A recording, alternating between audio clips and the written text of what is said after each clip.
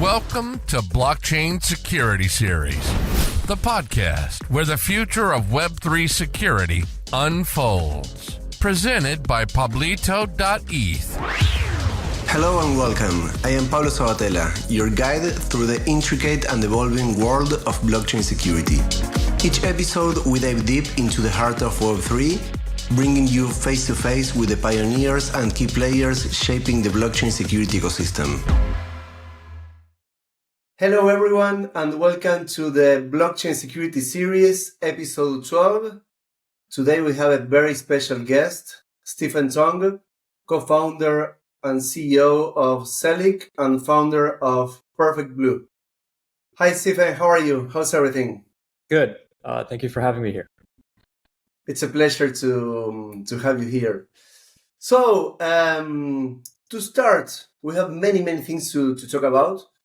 I'd like to know a bit about your story, right? How did you start with computers? When did you get interested in security? How did you then get into blockchain security? I'd like to know a bit about that. Yeah, sure. When I was like 10 or 11 years old, I was really big into Minecraft. I was obsessed about Minecraft. So, yeah, I played Minecraft every day for like hours, and then I got into computers by hacking Minecraft. So I realized that if I decompile Minecraft and I add some stuff to it, I can add like a fly hack. I can make a hack that lets you break blocks faster, that lets you teleport. I can crash the server. I can do all kinds of funny things. And having superpowers like that when you're 11 years old is very compelling. So I got really into computers. And then when I was, so that's how I learned Java and reverse engineering. When I was 13, I got really into Counter-Strike. So I played Counter-Strike for several hours a day, a lot of CSGO. And then, yeah, I wanted to hack Counter-Strike. So I just had to learn C++, x86, assembly. Got pretty good at that by the time I was 15. And then I started making drivers so I could circumvent user mode anti-cheats like that. And then I got into making hypervisors. So then I can circumvent driver level anti-cheats. That was pretty much just like what I did as a teenager. And then by the time I was 17, I got introduced to CTFs by my friend. And the second CTF I ever played was Seesaw CTF, or actually Seesaw HSF in 2017. And my friend was like, well, you should come to this thing because you'll get to hang out with me and you get to miss school. So I was like, okay. When you're a high school student, missing school is always a plus because high school is basically just jail/daycare for kids. So he's like, yeah, so just come to this thing. I'm like, well, I'll have to qualify. And he's like, oh, don't worry about it. You'll do fine. I'm like, okay. So then I did some practicing. And then played the qualifiers, maxed out the score. That was pretty tight. I was worried because I knew that other teams from other high schools would have like 4 or 5 people playing on the team. And it was just me from my high school because I didn't really know anyone else from my high school who was super into computers and security. But fortunately, I qualified. I actually, in fact, did really well. And then I just grabbed 2 of my friends, my random friends. It's like, hey, guys, let's miss school. You don't say no to that because it's a free trip to New York City. So then we went there and I met like a lot of other people who were like 17-year-olds old, really nerdy into computers. And that's kind of where I found my people. So that's also why I'm really passionate about security and the security community because from a young age, that's where I got like a very big sense of community from. And it was actually there that I met my co-founder, Jazzy, who is one of the best friends of my entire life. And he's the best co-founder ever. We both qualified solo. And we realized it's not very fun playing solo. So we grabbed a few of the kids there, and that became Perfect Blue. So that's the story of how Perfect Blue started. So the name wasn't actually Perfect Blue when we originally started out. It was something ridiculous, like producing 5x dank critical lemons or something like that. And then, because it was just this mishmash of all our team names. Eventually we became named Perfect Blue when we were trying to qualify for DEF CON 2018. So that's also the origin story of Perfect Blue. And then we kind of just started snowballing and accumulating really good players. So the story there is that like we would just look for players who were like, we thought they were like much better than the team they were in, and we'd invite them to join Perfect Blue. Usually like, hey, like you want to play with us this weekend as like a guest player, and then eventually they just start playing with us full time. That's kind of how we like got Perfect Blue up and running. And then in COVID, there's not much to do. So this is during college. We were stuck inside, so every weekend we were grinding CTFs. So in like 2019, 2020, we were pretty much no-lifing CTFs. And 2020 is the first year that we got first place. So we went from like being just like random finalists at CSAW HSF, the high school division, and then the next year we went to college, and then we placed third in CSAW CTF, which was amazing because like, wow, we got a prize. And then the next year after that, 2019, we placed first in CSAW, and we placed, I think it was like number 10 in the whole world on CTF time, which is crazy. But then the next year after that, we got first place in the entire world. And it was because we just no-life CTFs for like an entire year. And then 2021, we secured that again. And 2023, we also got first place again, as part of our merger team Blue Water. Because so it was Perfect Blue plus Water Paddler. So you take the blue in the water and you get blue water. And we were first place last year too. Although I can't really claim much of the credit myself because the team is like much more than just me now. In fact, I only play a few CTFs a year because unfortunately, like touching grass, running Zellic, and playing CTFs choose to. Yeah. That's nice. So you started exploiting games, and then it's amazing what you accomplished with Perfect Blue. Like I was reading, first place at 8 CTFs, second place at 3, and third place at 2. It's like I think that's just 1 year, right? Yeah, it's amazing. Yeah. So going when you started with security, you started like exploiting games, right? Yeah. Then you developed exploits for hard targets, right? For iOS, Linux, Windows. So doing security in Web 2 and Web 3, what do you think are the main differences and the main things that you think are very similar, or you could take some knowledge from that time to Web 3?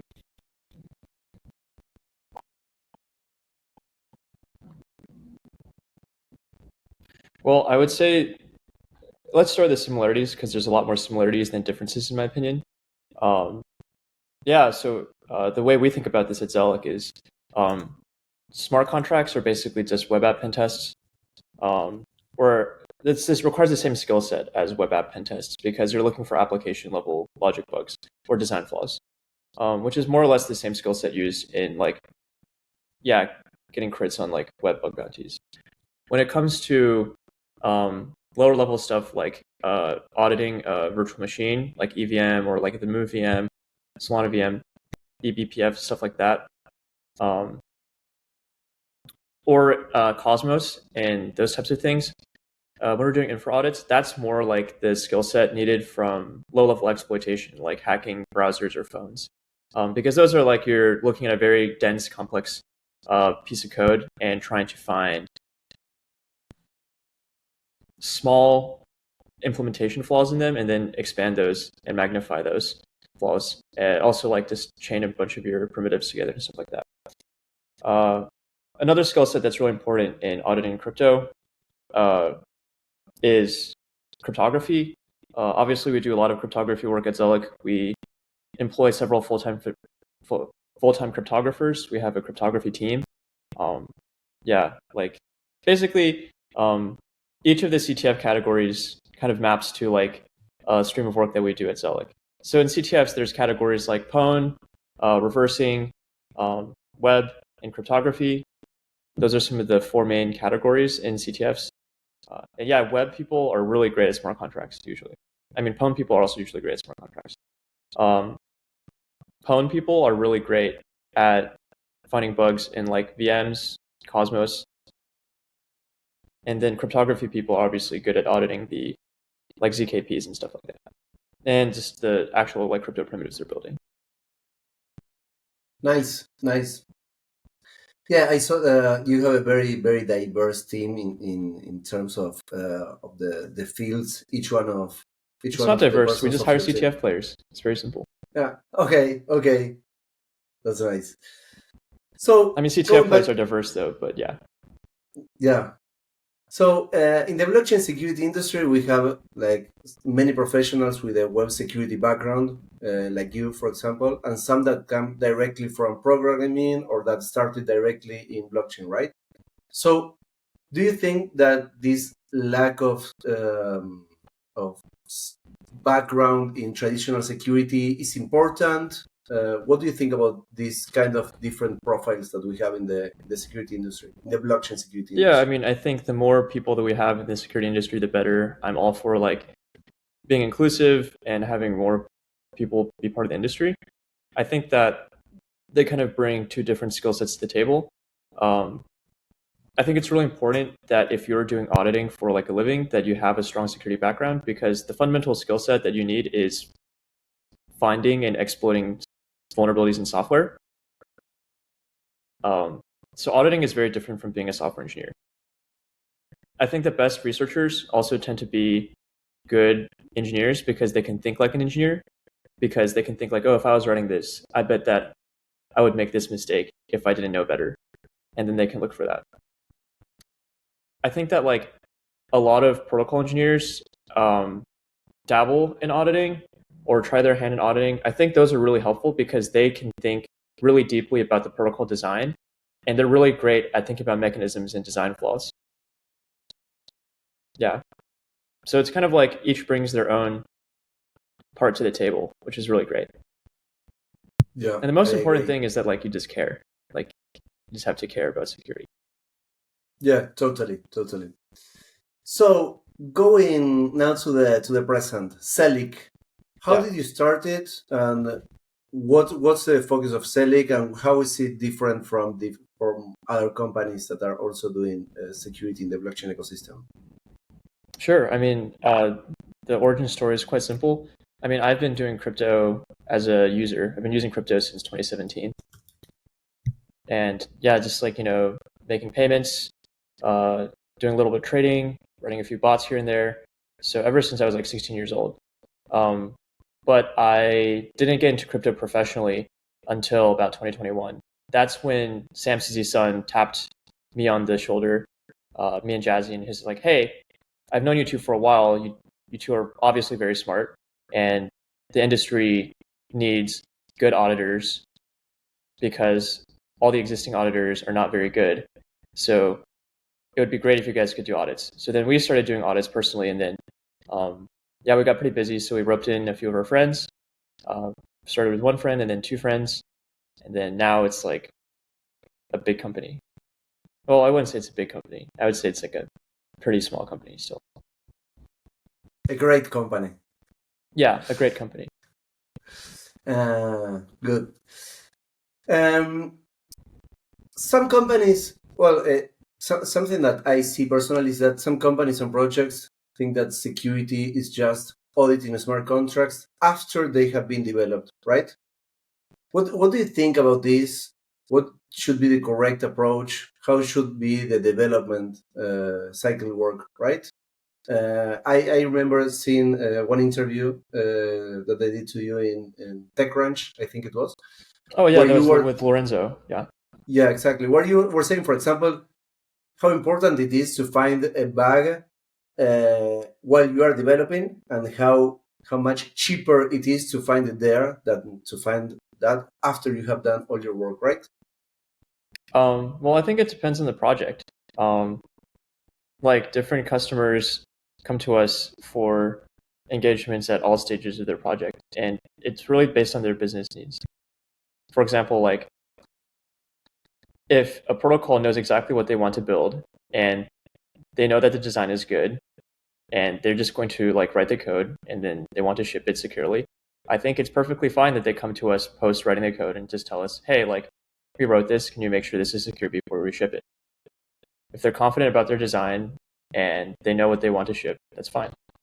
On the other hand, if you're like shipping like a very new design, something very innovative, or something hasn't been tried before, it may also be worth like consulting with security professionals early on, because then it's quite cumbersome for you if you spend 3 months developing this protocol and mechanism, and you come to us and we tell you like, hey, we noticed that there are like these design flaws and this thing is not going to work. And you're going to have to redesign a large part of it because you're going to have to go start over, which is very time consuming and also money consuming. So sometimes it's better to engage early on. Perfect. And regarding testing, like for the people that perhaps don't know all this, what is the difference between unit testing and security testing, and what do you think about unit testing specifically, right? How important it is in the development of secure smart contracts? So if I'm understanding you correctly, the question is basically, what are unit tests and why are they important? Yeah. Okay. Unit tests basically exercise a particular piece of the code to make sure that code does its intended functionality. Unit tests are usually described in contrast to integration tests, which exercise the entire project end to end to make sure it behaves as intended. So a unit test might be like, I'm going to make sure that like my email parsing function parses emails properly. And then an integration test might be like, I'm going to make sure that like my entire login and sign up flow works properly. For example, as a web app. Instead of a smart contract, a unit test might be something like, I'm going to make sure that like I'm going to make sure that the function that calculates collateralization ratios does so correctly. And then integration test might be like, I'm going to do a bunch of deposits and withdrawals and make sure that they all go through. Or I'm going to do deposits and withdrawals in a way that requires someone to get liquidated, and then I'm going to make sure that the liquidation happens correctly. So those are what unit tests are. Unit tests are extremely important. So when we audit code, we find, I don't know about the exact percentage, but there's a very large portion of our bugs that are just found in untested code. In fact, there are often times when we find a bug in a piece of code that's so egregious, we ask like, hey, was this code like ever executed at all? And it's not good. So please test your code. You know how like people who like, there's people who are like trying to hack their health with like these supplements and like this diet and that diet. And really like 95% of being healthy is just like eating correctly, sleeping correctly, and exercising. Well, I would say like 90% of being secure, or maybe not 90%, but like over 50% of being secure is like caring about your code, having tests, having documentation, and having like a clear spec. Testing is extremely important. I think like the standard should be like 100% line coverage and ideally 100% branch coverage. And basically no project ever has this. There is an immense number of bugs that we would not find if projects had test coverage. It's pretty much just like a finding in every single audit that we tell them, you guys need more test coverage. Perfect. I like that analogy with staying healthy. Touching grass is important. So, another topic that nowadays I have been seeing in some or talking with some people, formal verification, right? What's formal verification, and is it really the only way to be nearly 100% sure and a smart contract is safe? What do you think about this? Yeah, formal verification is basically it's basically like encoding the code of a system, such as a smart contract or a piece of software, into mathematical formulas, and then proving that those formulas obey like all the invariants of the protocol. So a less abstract way of saying this is like, okay, I'm going to take my Solidity and I'm going to turn that into like SMTlib. And then I'm going to prove that like under all the state transitions, if I start with a valid state, then I will reach another valid state. So by proof by induction, you can say that all reachable states are valid, where valid means that invariants are not modified or not broken. Yeah. So an example of this is when I personally formally verified wrapped ETH. The invariant there is you want it to be like solvent. So the protocol has, or the smart contract has more like in deposits than it has in liabilities. Well, actually, the correct way to say this is it has more assets than liabilities. Yeah. And then the other invariant is that like, okay, well, you want the code to actually work. So you don't want some like annoying bug to like revert and break the funds or something. So you can do this by essentially symbolically executing the code and turning it into SMTlib. And then, yeah, you say like, okay, assuming that like the starting state matches the invariance, prove that like the next state post the transition for all transitions is also valid. And if you prove that, you prove that the base case is valid, which is like obvious by inspection, then yeah, like you prove that wrapped.eth is secure and safe. Actually, like we found an interesting bug in wrapped.eth, or maybe not a bug, but like an anomaly, is that like you can donate to wrapped.eth by self-destructing to the contract address, and wrapped.eth actually has more Ethereum inside of it than it has liabilities. So it's actually over collateralized. It's over solvent. Yeah, because I was trying to prove that initially prove that like the amount of Ethereum inside of the amount of Ether inside of the smart contract is always exactly equal to the amount of like total supply, which would be like the total liabilities. But I actually failed to prove this. And the counterexample that the proof assistant generated, the Ethereum prover generated, is that like you can actually self-destruct to wrapped.eth. So it's really cool because when I was using the Ethereum prover, the counterexample it gives me is just a sequence of transactions that violates the invariant that I was trying to prove.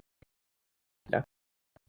Nice. So formal verification is very fun, but it's also like very time consuming. It's very hard. There's lots of things that Ethereum provers like Z3 and CBC5 they struggle with. Like yeah, when I was doing research in this back in college, like one of the main issues with symbolic and concolic execution is the path explosion problem. So if you have a for loop, let's say where the user supplies the loop count n and you're iterating through the for loop n times, well, there's like n possible paths, or like there's a unspecified number of paths that the loop can take, right?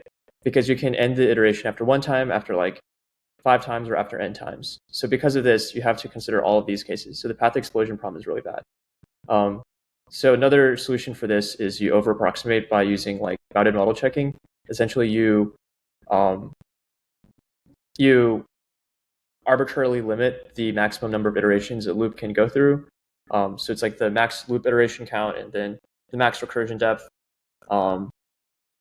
And that like can work, but then of course it's like an over approximation. So it's not going to necessarily find all of the bugs because it doesn't model all of the possible program executions.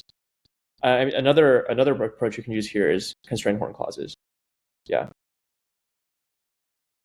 Excellent. Given the current state of security in DeFi, generally speaking, right? What percentage of your assets would you put in a protocol?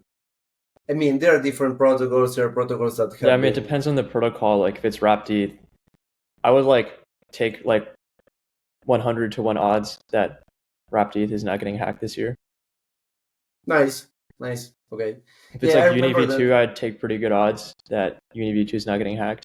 There's like a $4 billion bug bounty on it. No one's hacked it yet. Yeah, that's true. But at the same time, for example, what do you think? I think it was like 4 or 6 months ago that there was a critical bug reported by Whitehat in Aave v2. You remember? Mm-hmm. And like it was kind of unexpected, right? Like Aave v2 must be one of the smart contracts that has been mostly audited, let's say. And someone found something anyways, right? But we were lucky that it was a Whitehat. So what do you think about that? Isn't it like inevitable that any protocol will will have a bug and will be found eventually, and perhaps that will be an attacker?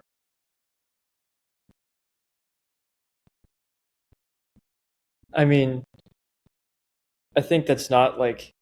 I think I can reword the question to be better. Okay. If you're asking if there's any such thing as a system that is 100% secure, my answer would be no. There is no system that's 100% secure because, for example, like the base layer is Ethereum. If it's deployed on Ethereum or an L2, and if you compromise like 66% of the validator pool by weight, then the network itself is no longer obeys the security properties that you would like it to. On the other hand, are there things that you can be reasonably sure about under a given threat model and under like a reasonable set of assumptions that you can prove to be secure, then yes, those exist, right? Like sometimes people forget that like computers do the things that you tell them to. So if you define a set of instructions that are secure, and then you define your threat model to be in a way that like you exclude things that would break the security of the platform, then yeah, like those things will not get hacked under that threat model. Yeah. And so connected with this, right? When a Web2 company or a bank account is hacked and you have your assets drained, or you make a transaction and you send it to the incorrect account, you can call the bank, and sometimes that can be recovered. Yep. But in the case of crypto, being permissionless also means that when a dApp is hacked, funds are gone, and probably the dApp itself, the project, is done, right? Because you are not able to recover most of the times. And so how do you think that we are advancing, or what things should we be putting more of a focus to be able to offer more safety to users, right? What do you think, for example, about kill switches? What do you mean by kill switch? For example, some months ago, there was a proposal at Ethereum at the protocol level, an idea that someone had that said, okay, if we detect that there's a transaction that will, for example, empty the 80% of a pool in the protocol, we could slow down that transaction or do something like that. But the main idea is like, what do you think about this? At the EVM level or at the protocol level? I think it was at the EVM level. Yeah, at the EVM level. I mean, yeah, I've had similar ideas before. They're pretty cute. I mean, instead of doing it at the L1 level, I would stick it in an L2. And then you can have like a L2 where your withdrawals are like delayed, and you make like an app chain for each app. And then it's cool because then you can market make between like the pending withdrawn tokens and the actually withdrawn tokens, and then you can actually price the smart contract risk. The market making would obviously have to happen off chain, but that would also satisfy the needs of liquidity needs of users who want to withdraw immediately. So it's a cool idea. Though I wouldn't put it in the L1 personally, because I think the L1 needs to kind of like have this idea of decentralization and permissionlessness enshrined into it. Yeah. Okay, great. Last year we have also been seeing and also many like people. I also like yeah. Like there are many cases when protocol funds that are hacked cannot be recovered, but there are also some cases where they can be recovered. Like we work pretty closely with CL911, and yeah, like Tay, who I believe is at MetaMask, super great. Yeah. She's like a super coordinator for getting stolen funds frozen or even recovered in some cases. But it requires a lot of like legwork in the real world by like filing police reports and stuff like that. Very annoying. And there was also that one case where the wormhole hacker put a bunch of money in Oasis Finance, and then they got like a judge in the UK to approve or to require that the Oasis Finance team like self-hack their protocol to take the money and give it back to Wormhole, which I think was pretty cool. but also like pretty controversial. Yeah, totally. Yeah, I remember that case, and It's yeah, pretty interesting. I always see Taylor's work at the SEAL 911. Yeah. She's always up. I cannot delete that. You can send her a message at any time, and she will be online and replying. So last year we have seen many people that are working on monitoring transactions to detect hacks before they happen, right? And many of them have been detected, but nearly none of them have been able to be stopped, right? Yeah. So what do you think about this monitoring trend that we are seeing? And do you think that these tools are mature enough to start adding automation on top of them? I think you already said it. Okay. Because I mean, most of them still have many false positives, right? Right. But we are going in the right direction, right? I mean, Okay. I think like your question answers itself. Okay, perfect. What do you think about the phrase "code is law"? Do you think that code is law? Blockchains should be totally permissionless. What do you think about hacks? I think and that the people fact losing their money is bad. Totally. Okay, But I also great. think that decentralization is important. Yeah. So how do we make an equilibrium with that? Do you think that this is connected with the next question, right?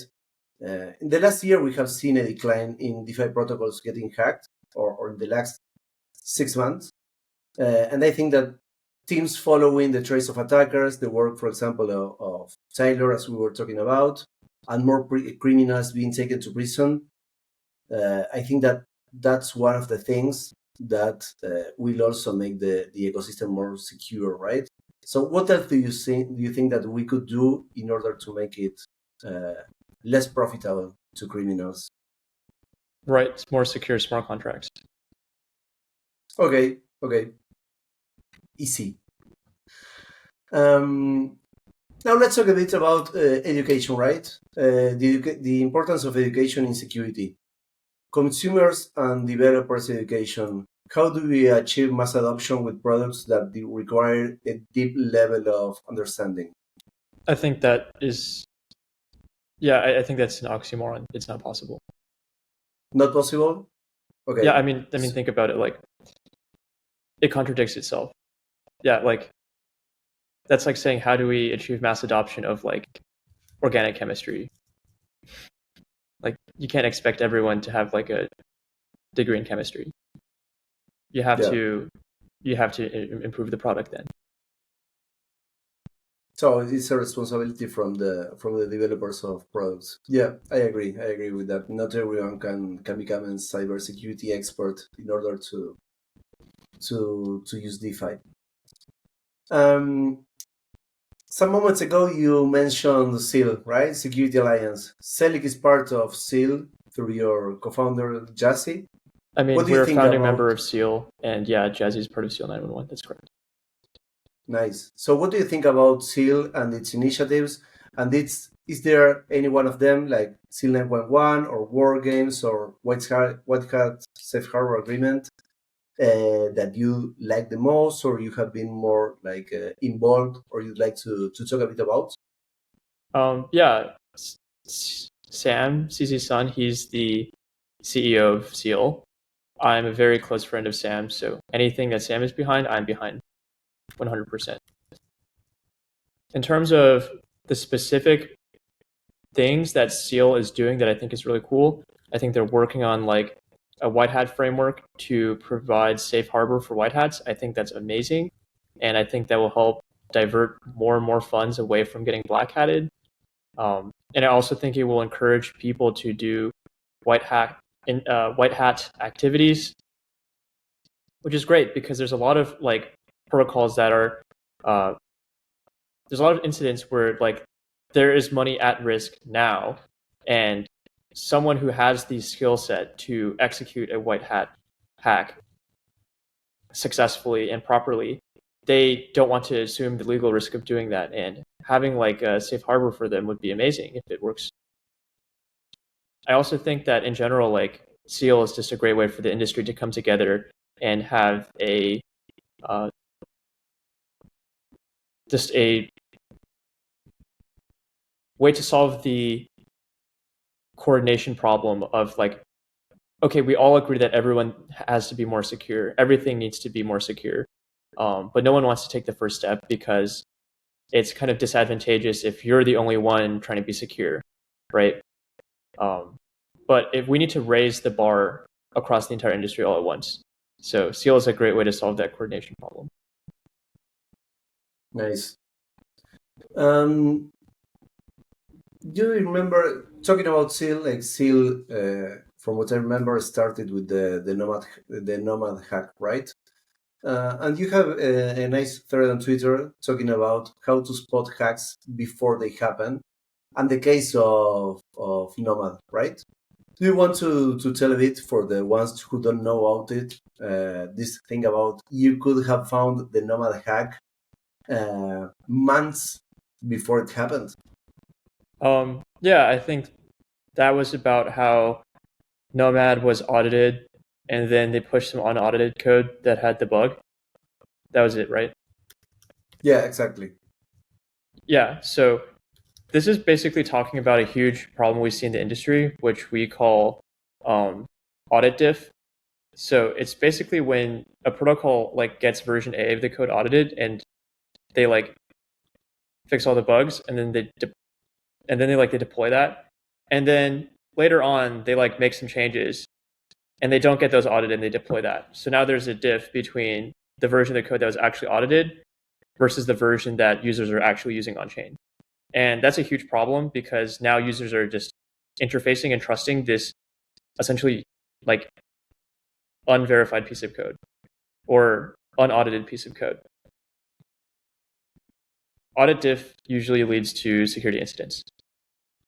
Yeah. Perfect. Because if the project is relying on the audit to be secure, they essentially don't have like any protection against hacks other than like them getting it right on their first try, which is not good if it's a financial application. Yeah, totally. And if you check the rect leaderboard, for example, you'll see that most of the protocols that are there have been unaudited. Yeah, precisely. And of course, like I recommend like everyone take what I say with a grain of salt because I'm the CEO of an auditing firm. So of course I'm biased that audits are good. But if you look at the rect leaderboard, like Pablo says, a lot of the big hacks are unaudited. Nice. So bridges, right? Bridges. I remember that you also talked a bit about this at the TechCrunch talk. You said something like space shuttles are also sometimes dangerous. That doesn't mean we should stop building them. So billions of dollars were lost due to centralization, right? Bad key management, phishing, weak multi-sigs. Yeah. And 80% of value stolen from bridges wasn't due to coding mistakes, but rather flaws in the bridge design too, right? So what can we talk about this? What do you think? I remember that there was also a very nice thread from Zellic about this with a meta-analysis.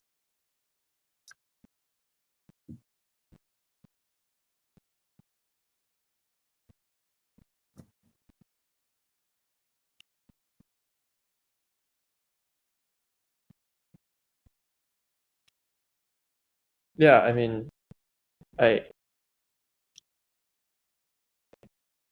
the question is like, okay, there's a lot of hacks that happen due to things that are like not just smart contract vulnerabilities.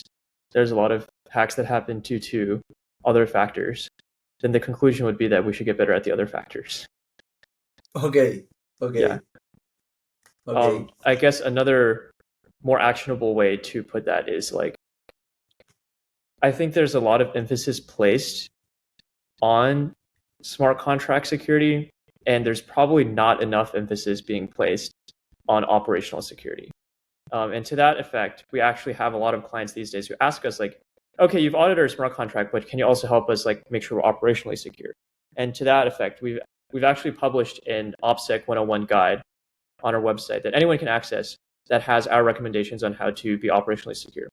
The good news about this problem is that unlike smart contract security, which is really hard to get right, and it's very case-by-case specific, a lot of OpSec 101 comes down to eating your fruits and veggies.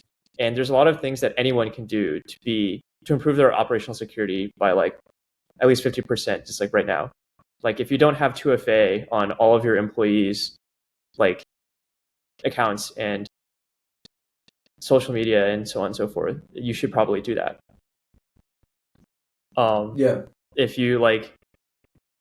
If your multi-sig like component keys are just on a person's laptop, you should fix that and buy them a hardware wallet. There's a lot of things that you can do to fix your OpSec that a lot of people don't do because it's just boring and not fun. But you have to do it. It's just like eating your fruits and veggies and sleeping hours a night. Yeah, you can view it at zellic.io/OpSec101. Excellent. Yeah, I remember seeing it. I personally make a lot of focus in operational security, and that's why at the beginning I also was asking you about this difference between people coming from Web 2 security and people that do not come from there, because I usually see that people that come from Web 2 have all this operational security background and put the focus there, and the rest do not do it so much. Well, I feel like that's probably a generalization. I'm sure there's like high quality operators in Web3 as well. So now going to programming languages, right? Strengths and weaknesses of Solidity as a blockchain programming language. What do you think? I fucking hate Solidity. Yeah? Yeah, trash language. Okay. Why? What do you prefer? I mean, let's talk about the origin of Solidity, right? Perfect. It kind of evolved from, it was heavily inspired by JavaScript, which is another language that I fucking hate. I just don't think that we should be writing smart contracts that handle hundreds of millions of dollars in a language that was inspired by web development languages. There's a lot of things in Solidity that are kind of just like designed for you to make these really complicated pieces of crap. Like, why is multiple inheritance allowed? Like, cringe. Modifier functions, cringe. Makes the code hard to reason about and read. Yeah. There's a lot of cruft in Solidity. Like, there's like 3 or 4 different ways to call a function, and they all have different footguns. It's like insane. The fact that reentrancy is even like a feature is like crazy to me. Nice. What do you think, for example, about Viper? Viper? I don't have a strong opinion on Viper, but I would not use it myself simply just because there's not as many people using it, and because of that it's less lindy. Perfect. And Rust, or what's your opinion regarding like this is the programming language that we should be using to develop smart contracts?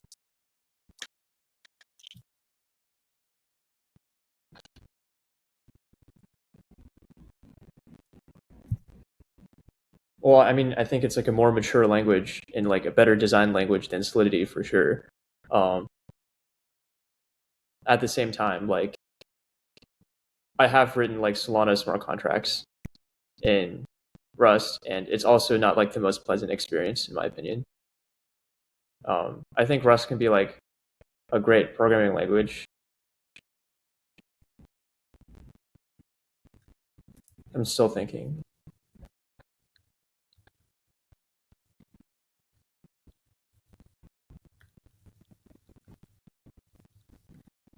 I mean, I think there's 2 aspects here. I think there's like the language itself, and also like the kind of like contract framework or the contract like environment, like the execution layer. Like Rust is a great programming language. I think Solidity is like a terrible programming language from a programming language's perspective. Now, in terms of like which like VM I personally think is like easier to write contracts in, I think EVM is generally easier to write contracts in than like Solana. And other newer VMs are generally like harder to write contracts in. I mean, but those are all design trade-offs. Like a lot of the inflexibility of other VMs comes from the fact that those are design decisions to make it more performant to execute. So like it's all trade-offs. What do you think about MOB programming language? Oh yeah, I mean, I think it's a cool programming language. Very interesting ideas. Like the linear type system is very cool. Big fan of that. I think it's like really cool how like objects are first class citizens in that language. Like you have a coin object and the coin can't be like destroyed unless it's droppable. So I think that's pretty cool. Yeah, it basically puts like invariants into the type system directly. I do think that like the VM probably puts a little too much emphasis on like the bytecode verifier. Like it's a little bit too weight bearing for me, but I mean it works. Okay, perfect. So to sum it up, what do you think that are the key features a blockchain programming language should have? It needs to be a good programming language to begin with. It needs to have a good interface with the underlying blockchain. Perfect. So like I think, for example, in Solana, I might step on a few toes of this opinion, but I think it's a great programming language, but the interface with the underlying blockchain is not very good. Nice. Now let's move to a different topic. ERC 4626. Why is it important to have a standard for tokenizing yield-bearing assets, right? I also remember that we saw a nice thread from Zellic about this as a security primer. I mean, there are a lot. Wait, so like the question is, why do we need ERC 4626? Yeah.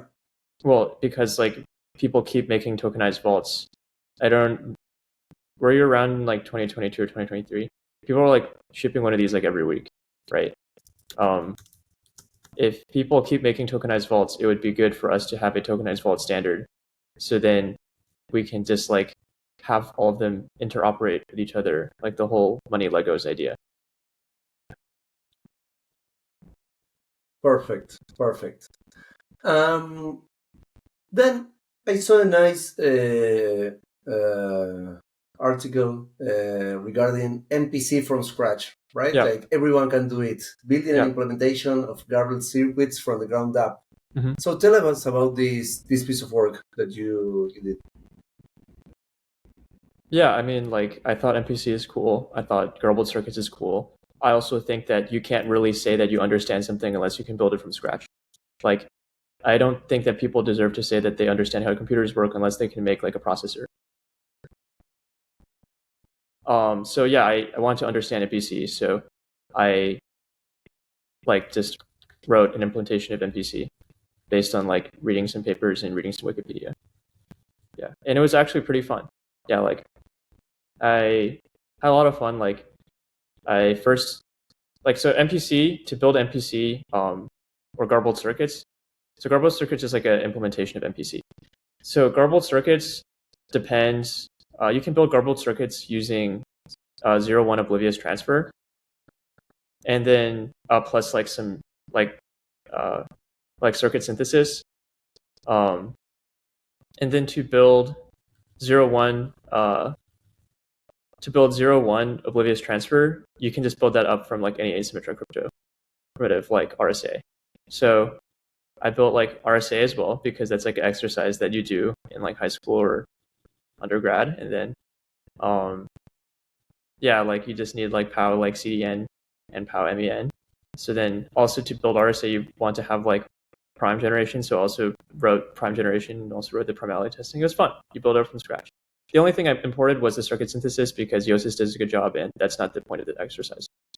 Yeah. I also imported like symmetric crypto primitives that you need for garbled circuits because yeah, like I understand how AES works. Like we like some mixed columns, we like some mixed bytes. We like some mixed columns and so on. But yeah, like re-implementing AES and like a good cipher mode is not like part of the exercise. So yeah, it was fun. Nice, very nice work. And one more, Zellic Forky. What is it? How does it work? And what have you learned regarding forks and like inherited security from the original protocol that fork? Yeah, so we noticed that like a lot of people like kind of just deploy money into forks of well-known protocols like a compound fork or like a uni fork.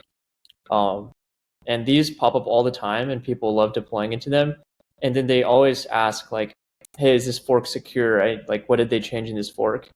So we wrote a tool that basically like pulls the data from like the blockchain explorer and then compares them and then tells you like what changed between the fork and the original. So you can know like, oh, so in this fork they raised the fee, or in that fork they like did this. So you can know if like the project is a rug or not. Nice, very useful. Yeah. So 2 more questions. What are the 2 or 3 recommendations that you would give regarding how to safely store crypto for these 3 different profiles, right? A long-term holder, someone that buys Bitcoin or ETH and wants to have it for 10 years, for a DeFi user that is interacting daily, and for a company that has to store their own assets or users' assets. What do you think that are the do you know those 2 or 3 easy recommendations that have the biggest impact? What do you think that? I'm usually like not a big fan of giving like blanket advice because good advice depends on like your situation. So my real answer would be like, well, it depends on your threat model. But in general, like more people should be using hardware wallets. You should be storing less money in your hot wallet, like your MetaMask. My policy is, unless I'm okay with losing that amount of money, I do not keep it in my MetaMask. So I only keep the amount of money that I'm okay with. Just like if it got hacked or I lost it, I would be okay with losing that amount of money. So that's how much I keep in my MetaMask. As for like using centralized exchanges, again, it depends on your like risk and your threat model. But I personally try to not keep everything in one exchange. Yeah, and also if you're like storing a lot of money, like over $1 million, you should probably consult with a security professional on how to custody it long term. If you're still interested in self-custody. Yeah. Perfect. You talked a bit about threat modeling, right? Yeah. So threat modeling, for perhaps if someone doesn't know it, is that the process of using hypothetical scenarios and thinking what would you do in each one of those, in each one of them, right? So for a normal user, how do you have any idea or recommendation on how to start developing a threat model for someone that could be listening to this? Like start from here, or go and read this piece of article or whatever. I mean, there is no such thing as a normal user. Everyone's use case is different. For example, like someone might have like an abusive boyfriend or girlfriend that would like steal their stuff. And they would need to be worried about like, if someone has physical access to my devices, what can they do to me, right? Whereas there might be someone who is like a CEO of a company, like a big company, and they're like a big crypto company, and they need to be worried about like getting kidnapped or something. I don't know. Even for ordinary people, I would say like the process is begin by writing down all the bad things that you are worried about happening, and then that is your threat model. Write down the things that you are worried about happening, and then write down the things that you're not worried about happening. For example, like someone who like launders a ton of money might be worried about the FBI. Someone who is like an intelligence agent might be worried about like foreign intelligence agencies dropping 0 day on them, whereas like a ordinary retail user might like only care about like not getting their funds stolen by like some random dude operating a drainer on Telegram, right? Okay, I like that. Writing down things. I think like the two like key tenets here are like have a real threat model, not just like being paranoid for no reason. And the other one is just compartmentalize. Like security by compartmentalization is very powerful. Also, if you're not using the funds, then do not touch them. Just put them in a cold wallet and do not touch them. Great. It can't get hacked if it's not touching anything. It's like you can't get paused if you don't have sex. Yeah, totally. Okay, one last question. What are your favorite conferences or events? And are you going to any specific one of them this year? In case you want to, or you can comment on that. I usually go to ETH Denver. I like that. I usually go to DEF CONs. I guess that's not really like a crypto conference.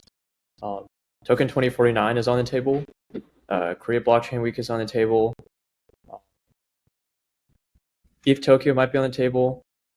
I can't go to Brussels this year because I have a conflicting thing.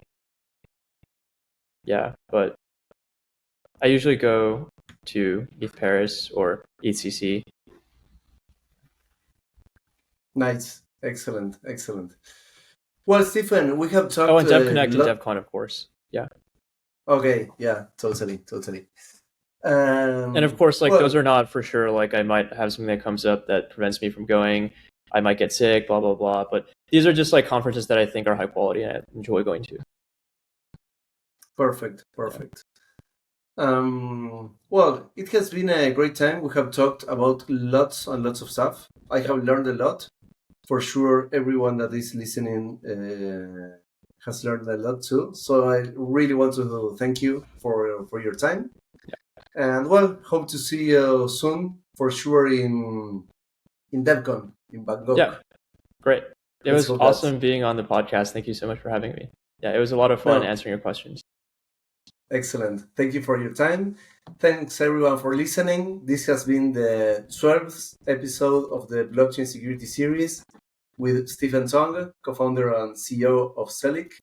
So thank you everyone. Thank you, Stephen. See you next time. Yeah, bye. Okay, bye. Blockchain Security Series, the podcast where the future of Web3 security unfolds. Presented by pablito.eth.